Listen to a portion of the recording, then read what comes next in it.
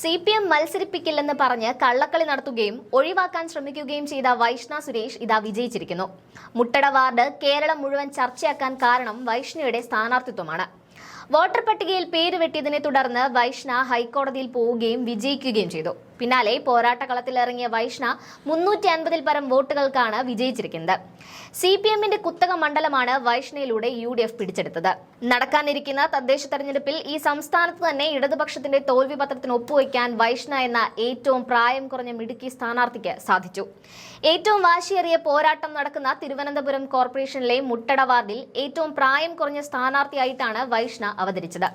കോൺഗ്രസ് അവതരിപ്പിച്ച വൈഷ്ണ സുരേഷിന്റെ വോട്ട് ഒഴിവാക്കിയ ഇലക്ട്രൽ രജിസ്ട്രേഷൻ ഓഫീസറുടെ നടപടിക്രമങ്ങളിലെ ഗുരുതര വീഴ്ചകൾ അക്കമിട്ട് നിരത്തിയാണ് സംസ്ഥാന തെരഞ്ഞെടുപ്പ് കമ്മീഷൻ വൈഷ്ണയ്ക്ക് അനുകൂലമായി ഉത്തരവിറക്കിയത്.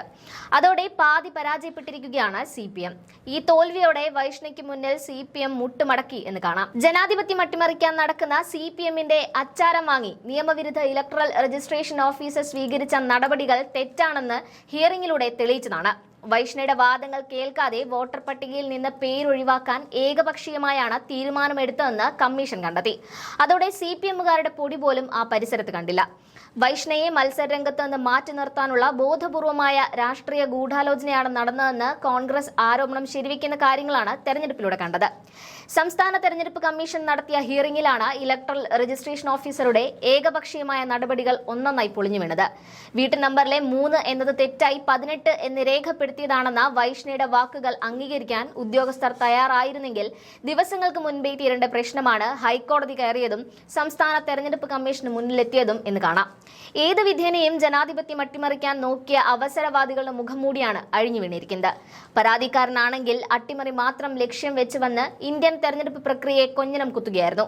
പരാതിക്കാരന്റെ മൊഴിയാണ് CPMന് ഏറ്റവും വലിയ തിരിച്ചടിയായത്. വൈഷ്ണയുടെ വോട്ടുമായി ബന്ധപ്പെട്ട് കെട്ടിട നമ്പറിലെ പിഴവ് ചൂണ്ടിക്കാട്ടി CPM പ്രവർത്തകനായ ധനേഷ് കുമാറാണ് പരാതി നൽകിയത്. ഇതുമായി ബന്ധപ്പെട്ട് നവംബർ 12-ന് രാവിലെ 11-ന് നടത്തിയ ഹിയറിംഗിൽ പരാതിക്കാരൻ എത്തി രേഖകൾ ഹാജരാക്കാതിരുന്നപ്പോൾ തന്നെ ആക്ഷേപം തള്ളാമായിരുന്നുവെന്ന് കമ്മീഷൻ വ്യക്തമാക്കുകയാണ് ഉണ്ടായത്.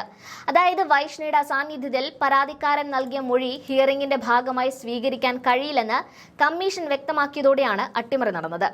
പരാതിക്കാരന്റെ ഈ മൊഴി സ്വീകരിച്ച് തൊട്ടടുത്ത ദിവസം വൈഷ്ണയുടെ പേര് വോട്ടർ പട്ടികയിൽ നിന്ന് നീക്കുകയായിരുന്നു. അതായത് കെട്ടിട നമ്പർ സംബന്ധിച്ച് വൈഷ്ണ നൽകിയ സത്യവാങ്മൂലവും പരിഗണിക്കപ്പെട്ടില്ല. എന്നാൽ തെരഞ്ഞെടുപ്പ് കമ്മീഷൻ നടത്തിയ ഹിയറിംഗിൽ വൈഷ്ണ കൃത്യമായി കാര്യങ്ങൾ അവതരിപ്പിച്ചതോടെ ഉദ്യോഗസ്ഥരുടെ വാദങ്ങൾ പൊളിഞ്ഞു. വൈഷ്ണയുടെ വാദങ്ങളൊന്നും പരിഗണിക്കാതെ അധികൃതർ അവിടെ താമസമില്ലെന്ന് കണ്ടെത്തി വോട്ടർ പട്ടികയിൽ നിന്ന് പേര് ഒഴിവാക്കുകയായിരുന്നു.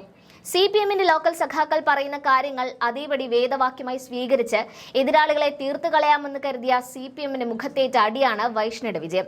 മുൻ മേയർ ആര്യ രാജേന്ദ്രനാണ് വൈഷ്ണയ്ക്കെതിരെ കളിച്ചതെന്ന് അന്ന് ബോധ്യപ്പെടുകയും ചെയ്തു. വൈഷ്ണ വിജയിച്ചതോടെ ആര്യ നാടുവിട്ടു എന്നാണ് കോൺഗ്രസ് സൈബറിടങ്ങൾ പറയുന്നത്.